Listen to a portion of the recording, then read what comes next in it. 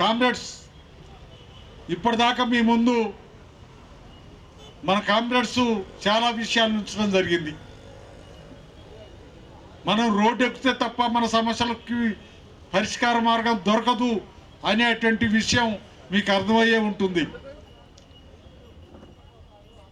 దేశాన్ని పరిపాలిస్తున్నటువంటి నరేంద్ర మోడీ కానీ, మన రాష్ట్రాన్ని పరిపాలిస్తున్నటువంటి రేవంత్ రెడ్డి గారు కానీ మనం ఓట్ల కోసం చాలా విషయాలు మన ముందు ఉంచారు. మనందరం ఓట్లు ఇచ్చాం. అక్కడ ఆయన అధికారం చేజిక్కించుకున్నాడు, ఇక్కడ ఈయన అధికారం చేజిక్కించుకున్నాడు. కానీ అధికారం ఇయ్యటందుకి రావటానికి కారణమైనటువంటి మన విషయాల్ని మాత్రం ఇప్పుడు మర్చిపోయారు. నిన్న ఆర్టీసీ కార్మికులకు సంబంధించి రేవంత్ రెడ్డి గారు అంటున్నాడు, నన్ను కోసుకుంటారా కోసుకోండి అని. మనకిచ్చినటువంటి హామీలు 6 హామీలు, వాటి అడ్రస్ లేదు. వాటిని అంతా గందరగోళం చేసి రైతు బంధు సగంలో ఉంచిండు, రుణమాఫీ సగంలో ఉన్నాయి. ఇప్పుడు ఏం చూపిస్తున్నాడంటే సన్న బియ్యం, మహిళలకి ఫ్రీ బస్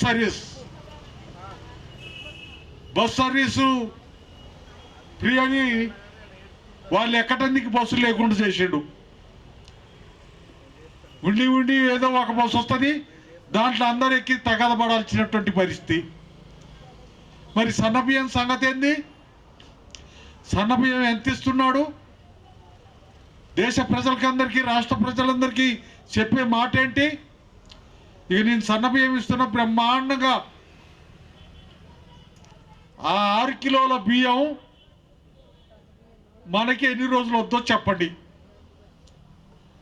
6 కిలోల బియ్యం అయిపోయిన తర్వాత మళ్ళీ ఆడికి పోయి కొనుక్కోవాలో చూడండి.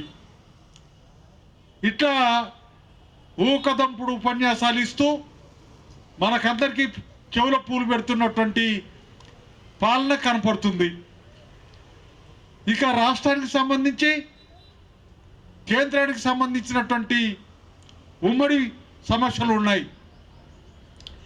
పేదోళ్ళు భూములు లేకనే భూములంతా భూస్వాముల దగ్గర, బూర్జా వర్గం దగ్గర తాకట్టు పెట్టుంటే ఫారెస్ట్ అధికారులు, ప్రభుత్వాలు నరికి ఆగం చేసినటువంటి అడవి ప్రాంతాన్ని దున్నుకుంటున్నటువంటి వాళ్ళకి 69 నుండి మొదలుకొని ఇప్పటిదాకా వాళ్ళు దాంట్లో బతుకుతుంటే వాళ్ళని ఇప్పుడు గందరగోళం చేస్తున్నారు. 2005లో చట్టం ఒకటి చేశారు, అప్పుడు మళ్ళీ ఓట్ల కోసమే. ఆ చట్టాన్ని అమలు చేసే తీరు లేదు, అమలు చేసే పరిస్థితి లేదు. ఇప్పటికీ ఆ పొడు దున్నుకొని బతుకుతున్నటువంటి వాళ్ళని ఇబ్బందులు పెడుతున్నారు. వాళ్ళు దున్నుకునే చేను చుట్టూ ట్రెంచీలు కొట్టడం, అడ్డం పోయినోని అడ్డగోలుగా కేసులు పెట్టి జైలుకు పంపించడం, ఇవన్నీ చేస్తున్నారు. పట్టాలు ఇవ్వాల్సింది, ఆ పట్టాలకు కావాల్సినటువంటి ప్రయత్నం చేయాల్సింది కేంద్రము రాష్ట్రం కలిసి చేయాల. ఇట్లా ఇబ్బందులు పెడుతున్నటువంటి విషయం కనపడుతుంది. ఇవాళ భారతదేశాన్ని కార్పొరేట్ కంపెనీలకి, బహుళజాతి కంపెనీలకి ఒప్పచెప్పే ప్రయత్నం చేస్తున్నారు. రైతులు పండించినటువంటి పంటకి గిట్టుబాటు ధర కోసం చట్టం చేయమంటే నూతన వ్యవసాయక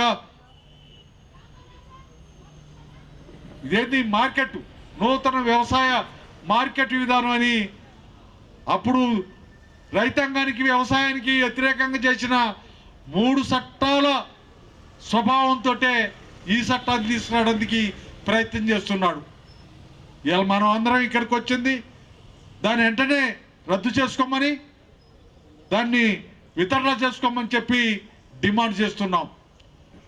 ఆ పద్ధతుల్లో ఎట్లా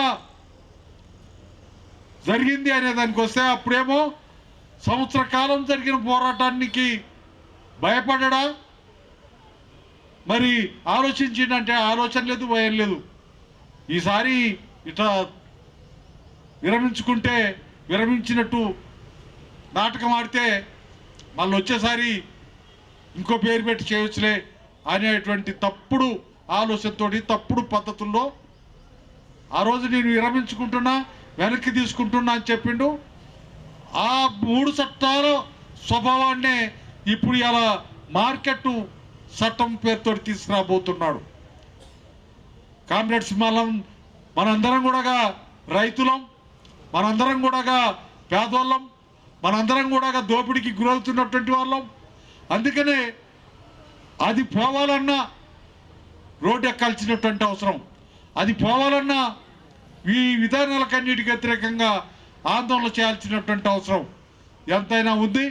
అందుకనే మీరందరూ ఇలా ఎంతో శ్రమ కోర్చి రాష్ట్ర నలుమూలల నుండి వచ్చినటువంటి మీ అందరికీ మరోసారి విప్లవ అభివందనాలు తెలియజేస్తూ సెలవు తీసుకుంటున్నాను.